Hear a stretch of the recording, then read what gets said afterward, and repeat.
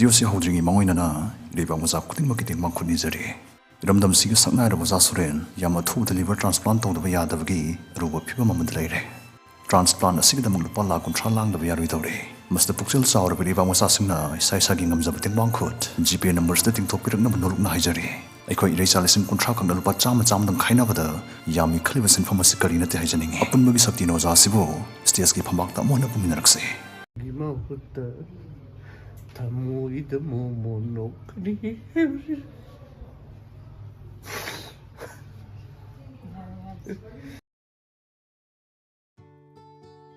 Adum ayuk tumba hek hawgatpaga coffee thakpagi hainabi leibra natraga yahawbagi ising asabni iruzabagi hainabi leibibra ngaste koina ayukki matamda Sungtou Touroidouba phattaba hainabi ni pan khangminase.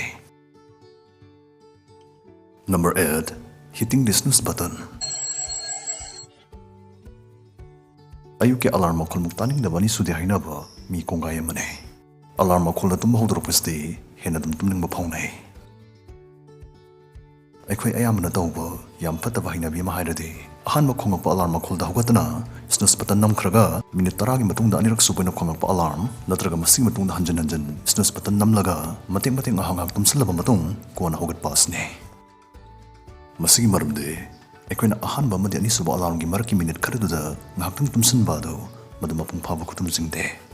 Masne aikoigi nongmagi numitse ichok thaba tumningba hakchang waba kauzan thiba nongmadugi thabaksing mong maril tana tawba ngamdanabagi yam achoba maram ama oihalle. Maram snooze button namaga ngak tumsinbagi hainabisi masi hana leramaga sungastegi thadose. Isa-isagi nongmagi thongmangam sanaba ikoi nongmagi misin niyom sumna hawdokminarase. Snooze button namaruise. Number 7. Yahawbaga phone check tawba. Hello guys, ngasti trading pamba sigdama irailai na sizinaba yaba tammarsu matam changdabatgumba trading platform amagi matangda khangminase. Binamao apps aikoi hojik download tori minase. Real account rupees 63,540 ne. Asomdai senfam asna hidringi tamari use tongnaba demo account ne. Sidai khoina tawdoise graph sigi akakum hisab tawduna invest tawgadabane. Haigatkani pa wi safta green button nambigani aduga haithagani pa wi safta red button nambigani. Investment button agi thadaring sale gi chang khangani. Example oina 7,000 khallagi yengsi. Invest tawkhibdi real account say rupees 56,540 kanga haure.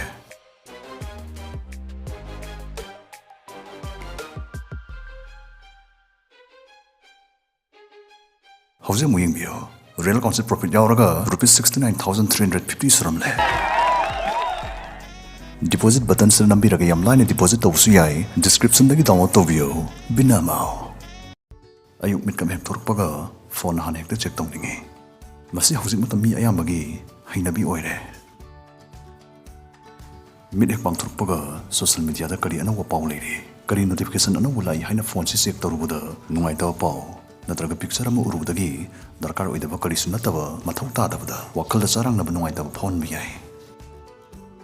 Sumaina aikoina yung makeup thorokpaga khonglaiba phau tadringai wakhal nungaikidabasna aikoigi nongmagi numituma wakhal nungaihendaba ipak phaksalanba soithoi. Maramsna aikoina tumamdaida phone inakta natraga mon miyada thambai mahut khara thamna topa ka amadra natraga khuna lamba phangwaidaba phamamada thamaga tumbiyo.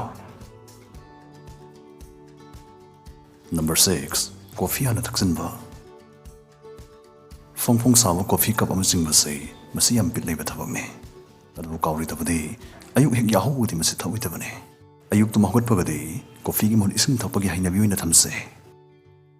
Ayuk ti ising glass ama hana ihana na thakpasna aikoi hakchang li ising sang matik chana yahan batanatna metabolism phagathali hakchang nungaiba energy yawu numit amo henbada yam chawna mating pangi. Number 5. Not making the fat. Phamung loisinaba. Ayuk tumahwat paga phamung loisinbasay masi yam sulaiba kuisu kuidaba thabakne.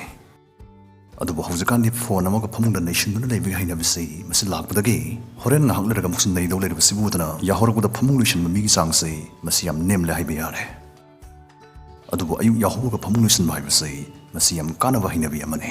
Maramdi masne aikoida luna nana leiningnabagi yam afaba hainabi ama saganhalle.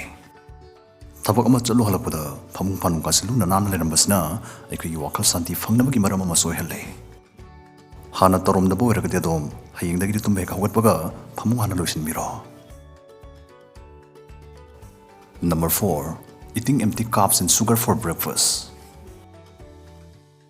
ꯑꯩꯈꯣꯏꯅ ꯅꯣꯡꯃꯗ ꯆꯥꯔꯤꯕꯁꯤꯡꯁꯤꯒꯤ ꯃꯅꯨꯡꯗ ꯕ꯭ꯔꯦꯛꯐꯥꯁꯠꯅ ꯈ꯭ꯋꯥꯏꯗꯒꯤ ꯍꯦꯟꯅ ꯃꯔꯨ ꯑꯣꯏ ꯍꯥꯏꯕꯁꯤ ꯃꯁꯤ ꯑꯗꯨꯝꯁꯨ ꯈꯪꯕꯤꯔꯝꯕ ꯌꯥꯏ꯫ ꯕ꯭ꯔꯦꯛꯐꯥꯁꯠꯇ ꯑꯐꯕ ꯍꯛꯆꯥꯡꯗ ꯀꯥꯟꯅꯕ ꯄꯤꯕ ꯆꯤꯟꯖꯥꯛꯁꯤꯡ ꯆꯥꯔꯒꯗꯤ ꯅꯨꯃꯤꯠꯇꯨꯃ ꯍꯛꯆꯥꯡ ꯅꯨꯡꯉꯥꯏꯕ, ꯋꯥꯈꯜ ꯂꯧꯁꯤꯡ ꯊꯣꯛꯄ, ꯄꯥꯡꯒꯜ ꯂꯩꯕ ꯌꯥꯝꯅ ꯅꯨꯡꯉꯥꯏꯕ ꯑꯣꯏꯍꯟꯕꯗ ꯆꯥꯎꯅ ꯃꯇꯦꯡ ꯄꯥꯡꯏ꯫ ꯆꯤꯅꯤꯒꯤ ꯆꯥꯡ ꯌꯥꯝꯅ ꯌꯥꯎꯕ ꯄꯣꯠꯁꯤ ꯑꯩꯈꯣꯏꯅ ꯕ꯭ꯔꯦꯛꯐꯥꯁꯠꯇ ꯈꯛ ꯆꯥꯔꯣꯏꯗꯕꯅꯤ, ꯃꯔꯝꯗꯤ ꯁꯤꯒꯨꯝꯕ ꯆꯤꯟꯖꯥꯛꯁꯤꯗꯒꯤ ꯂꯥꯛꯄ ꯏꯅꯔꯖꯤꯁꯤ ꯃꯁꯤ ꯌꯥꯝ ꯀꯨꯏꯅ ꯆꯠꯇꯦ꯫ ꯃꯈꯣꯏ ꯆꯥꯕꯁꯤ ꯑꯗꯨꯝ ꯉꯥꯏꯍꯥꯛꯀꯤ ꯑꯣꯏꯅꯗꯤ ꯌꯥꯝ ꯀꯟꯒꯅꯤ, ꯑꯗꯨꯕꯨ ꯀꯨꯏꯅ ꯆꯠꯂꯣꯏ, ꯆꯣꯛꯊꯔꯛꯄꯅ ꯍꯥꯟꯒꯅꯤ, ꯊꯕꯛ ꯁꯨꯅꯤꯡꯉꯛꯑꯣꯏ꯫ ꯃꯔꯝꯁꯤꯅ ꯕ꯭ꯔꯦꯛꯐꯥꯁꯠꯀꯤ ꯑꯣꯏꯅꯗꯤ ꯄ꯭ꯔꯣꯇꯤꯟ ꯌꯥꯎꯕ ꯆꯤꯟꯖꯥꯛꯁꯤꯡ ꯆꯥꯕꯒꯤ ꯍꯩꯅꯕꯤ ꯊꯝꯕꯤꯌꯨ꯫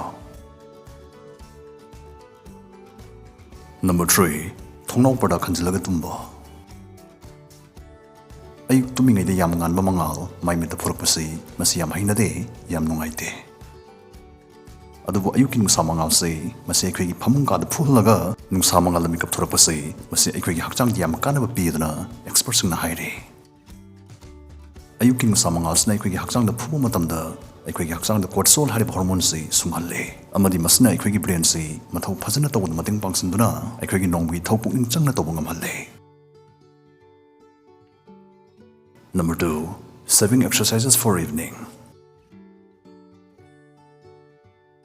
ꯑꯗꯣꯝ ꯍꯛꯆꯥꯡ ꯁꯥꯖꯦꯜꯁꯤ ꯑꯌꯨꯛꯇ ꯇꯧꯕꯒꯤ ꯃꯍꯨꯠ ꯅꯨꯃꯤꯗꯥꯡ ꯋꯥꯏꯔꯝꯗ ꯑꯣꯏꯅ ꯇꯧꯕꯤꯕ꯭ꯔꯥ? ꯅꯨꯃꯤꯗꯥꯡ ꯋꯥꯏꯔꯝꯗ ꯇꯧꯕ ꯑꯣꯏꯔꯒꯗꯤ ꯃꯁꯤꯒꯤ ꯍꯩꯅꯕꯤꯁꯤ ꯁꯦꯝꯗꯣꯛꯇꯨꯅ ꯍꯛꯆꯥꯡ ꯁꯥꯖꯦꯜꯁꯤ ꯑꯌꯨꯛꯇ ꯑꯣꯏꯅ ꯇꯧꯅꯕ ꯍꯣꯠꯅꯁꯤ꯫ 2014ꯗ ꯆꯠꯊꯈꯤꯕ ꯁ꯭ꯇꯗꯤ ꯑꯃꯒꯤ ꯃꯇꯨꯡ ꯏꯟꯅ ꯑꯌꯨꯛꯇ ꯑꯦꯛꯁꯔꯁꯥꯏꯖ ꯇꯧꯕꯁꯤꯡꯅ ꯅꯨꯃꯤꯗꯥꯡ ꯋꯥꯏꯔꯝꯗ ꯇꯧꯕꯁꯤꯡꯗꯒꯤ ꯃꯊꯧ ꯄꯨꯛꯅꯤꯡ ꯆꯪꯕ, ꯊꯕꯛ ꯃꯆꯥ ꯍꯦꯟꯅ ꯇꯥꯟꯅ ꯇꯧꯕ ꯉꯝꯕ ꯑꯣꯏ ꯍꯥꯏꯅ ꯐꯣꯡꯗꯣꯛꯏ꯫ ꯃꯁꯤꯒꯤ ꯃꯔꯝꯗꯤ ꯑꯩꯈꯣꯏꯅ ꯑꯌꯨꯛ ꯌꯥꯍꯧꯔꯛꯄꯗ ꯏꯁꯥꯁꯤ ꯇꯤꯡꯊꯣꯛꯄ, ꯇꯤꯡꯅ ꯌꯥꯡꯂꯤꯕ ꯑꯃꯗꯤ ꯍꯛꯆꯥꯡ ꯁꯥꯖꯦꯜ ꯑꯌꯨꯛꯇ ꯇꯧꯍꯧꯕ ꯑꯁꯤꯅ ꯑꯩꯈꯣꯏꯒꯤ ꯇꯣꯡꯁꯥꯁꯤꯡ ꯑꯁꯤ ꯔꯤꯂꯦꯛꯁ ꯑꯣꯏꯍꯜꯂꯤ ꯑꯃꯗꯤ ꯍꯛꯆꯥꯡꯒꯤ ꯐꯤꯔꯩ ꯆꯨꯝꯅ ꯂꯩꯍꯟꯕꯗ ꯃꯇꯦꯡ ꯄꯥꯡꯏ, ꯃꯦꯇꯥꯕꯣꯂꯤꯖꯝ ꯐꯒꯠꯍꯟꯗꯨꯅ ꯍꯛꯆꯥꯡ ꯈꯦꯡ ꯈꯦꯡ ꯂꯥꯎꯅ ꯂꯩꯍꯜꯂꯤ꯫ ꯃꯁꯤꯅꯁꯨ ꯑꯩꯈꯣꯏꯒꯤ ꯏꯊꯧꯗ ꯃꯔꯥꯅꯥꯏ ꯄꯨꯛꯅꯤꯡ ꯆꯪꯖꯔꯛꯏ꯫ Number 1. Taking a hot shower.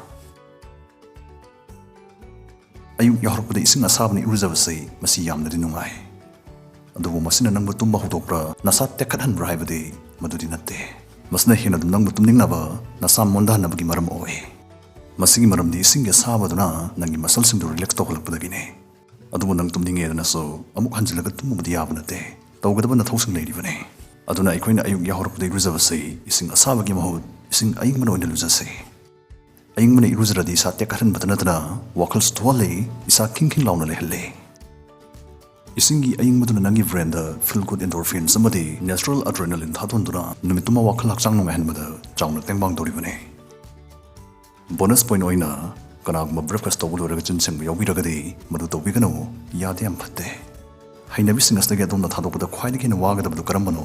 ꯀꯃꯦꯟꯠꯗ ꯐꯣꯡꯗꯣꯛꯄꯤꯔꯝꯃꯨ꯫